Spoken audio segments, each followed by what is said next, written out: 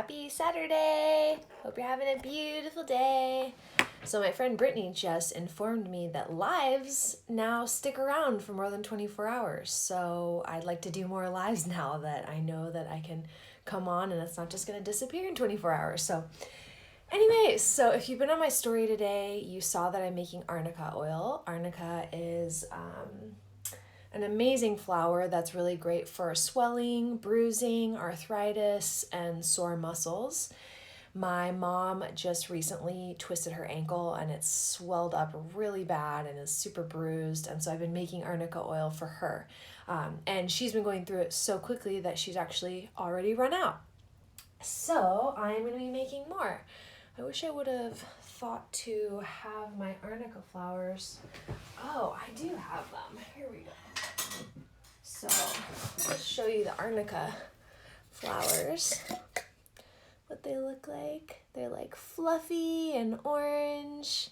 And they smell sort of like calendula, if you know what calendula smells like. But anyways, so this is the herb that I'm making this oil out of. This is herbal infused oil. So taking the dry herb and infusing it. Hey, Brittany. Yeah, girl. Thanks for inspiring me to come on.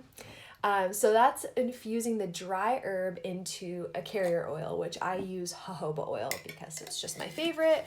You can also use olive or anything else that you have. My mom doesn't like olives, so I always do jojoba oil with her. So today I powdered this herb last night. Then I rehydrated it with some alcohol, and then you let it sit for 12 hours. So it was sitting all night. And then this morning, oh, I'm dripping.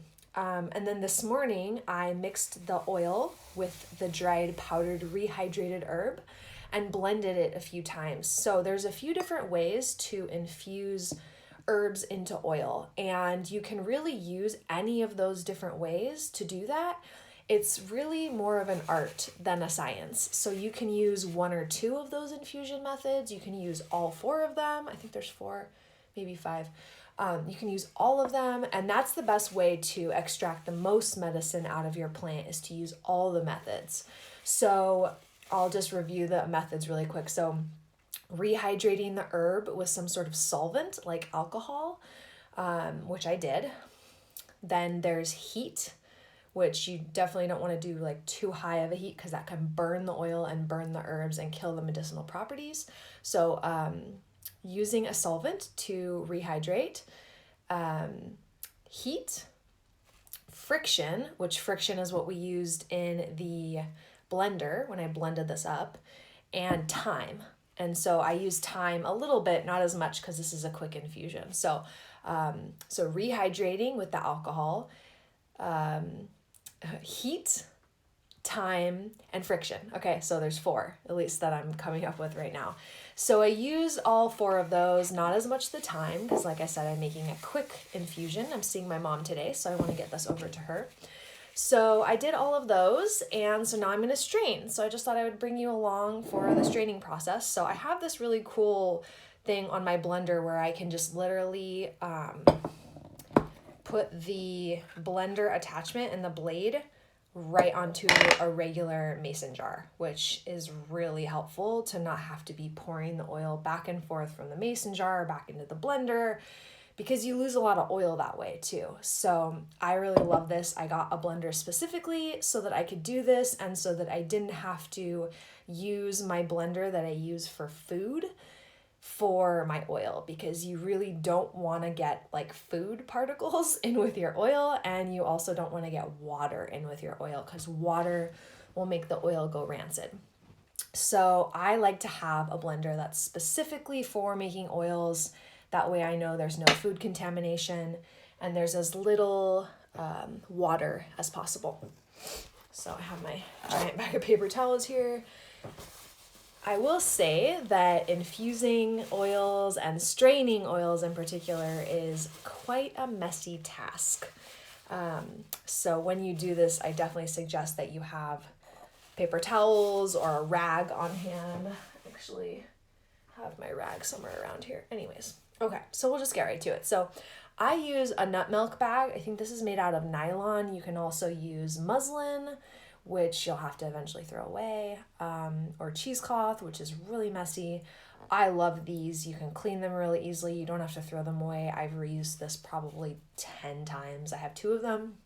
And yeah, this one has a tiny little hole in it, but it works really well. I just kind of keep the straining away from the hole. But I really recommend. You can just get these on Amazon. It's just like nut milk bag on Amazon. So what we want to do now that we've done all our infusion methods that we're going to do with this oil is we're going to strain out the plant matter. So you can just take your nut milk bag, get a mason jar, whatever mason jar you're going to use. There's already some oil in here from some other project I was doing, but I know there's no water, which is really what we want to avoid.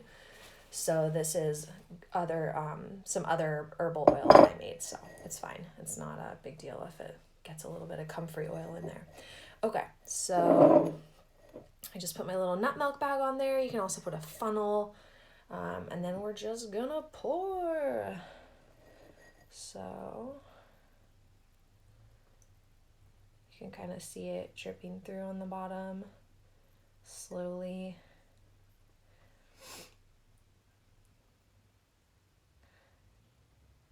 And this process is also called decanting, which means like straining basically. And what I really love about this, my teacher, Cami McBride, kind of taught me this, is that decanting is just like herbal body oiling is an ancient ancestral practice.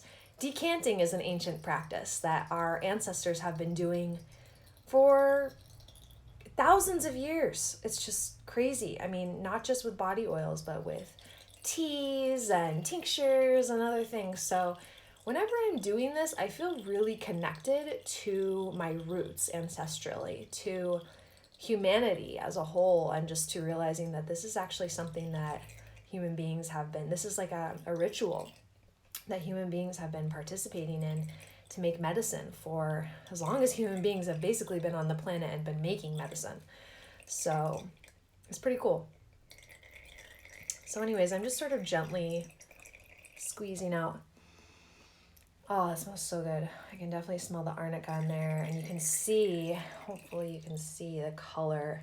It's this like beautiful golden color. And if you know what jojoba oil looks like, you know that it's like a bright, clear golden color. So this kind of has like a greenish, deep gold tint to it. So that's the other kind of way that I like to take stock of how much medicine is in my oil, is to just really look at the color. You can really tell. I wish I had my jojoba oil right here so I could show you the before and after. I literally just poured this jojoba oil in this Arnica this morning. So it's just amazing, like already all the color that's come out of it. Yeah, you just kind of want to take your time with it.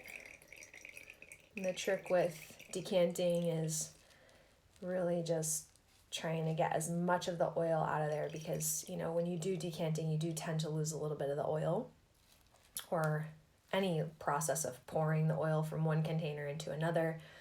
You know, it gets all over your hands, all over my hands right now. So yeah, just kind of taking your time to just squeeze every last drop of the oil out. And I like to, so this is the container that I rehydrated my herbs in all night last night. I just powdered the herbs, put it in here, added my alcohol, and then you mix it. And then it basically pulls out the medicinal properties and rehydrates the herb without adding any water.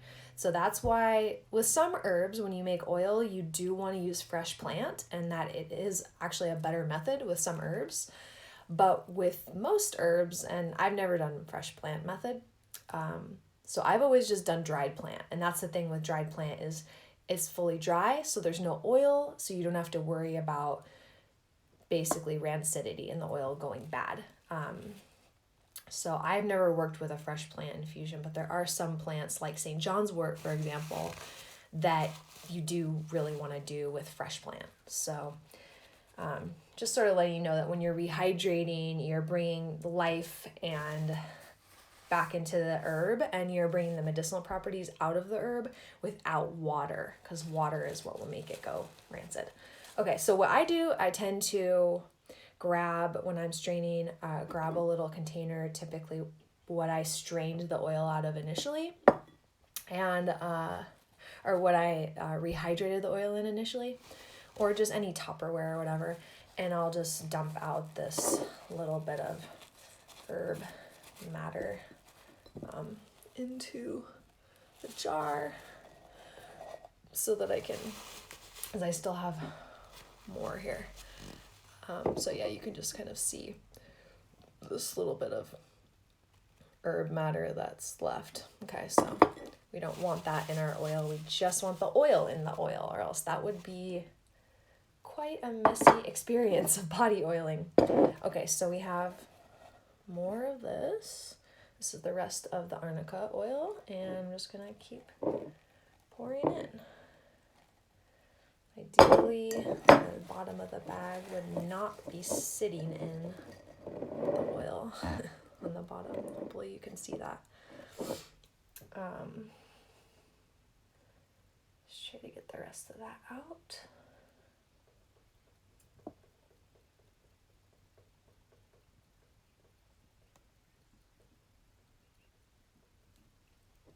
And I'll just kind of show you what it looks like.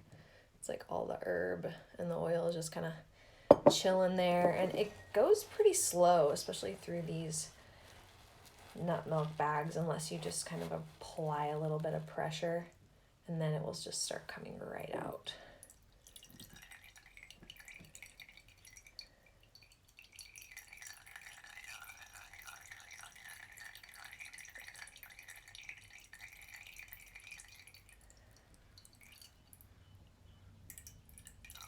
Looks beautiful and smells beautiful.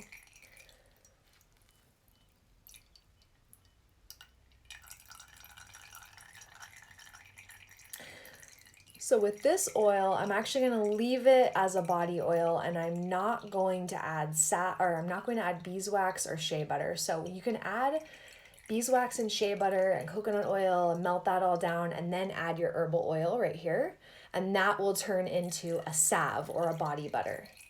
What I'm going to do though is just leave it as an herbal oil. That is a simple way to just, I guess it's really just your preference. Like, do you like just putting the oil? It's good for massage, just putting the oil directly on the body.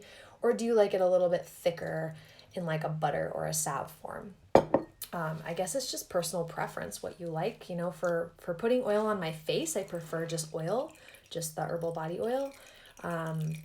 And then for like dry areas, I really like doing like a salve, or healing, I like doing a salve. So it's just kind of, you know, whatever your personal preference is. But for the use of this, my mom, she just likes putting the oil directly on.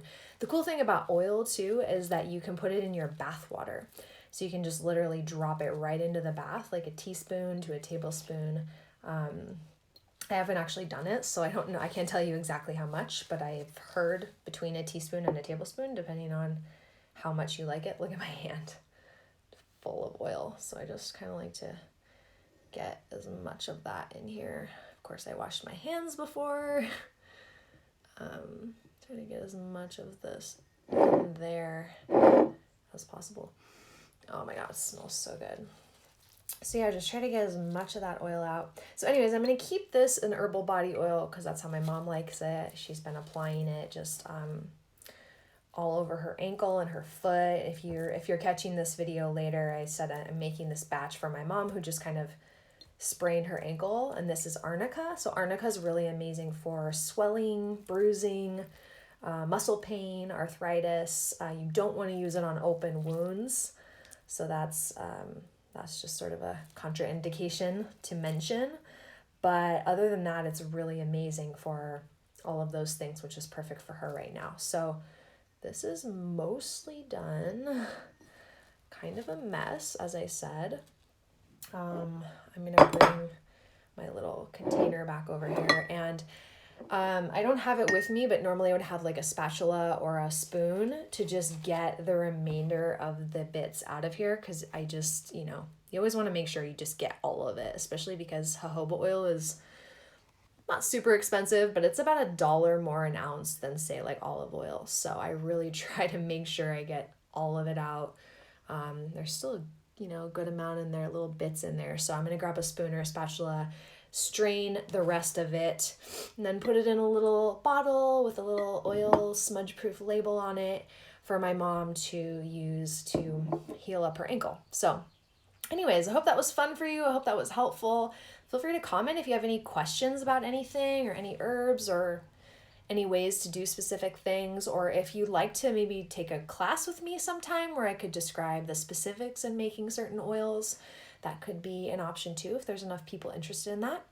And yeah, just have fun with it and play. And we all come from a lineage of medicine makers. All of our ancestors on planet Earth, before we had Western medicine and pharmaceuticals, we all used the medicine that was available to us, and that was the medicine from the plants on the planet. So you are a medicine maker, and there is I feel like a lot of people get intimidated to start because they're like worried they're going to mess it up or that they don't know what they're doing, but it's very simple. It can be very, very simple. So I just want to encourage you to play and have fun. Literally, if you don't know all the right methods, you can just literally take dried herbs.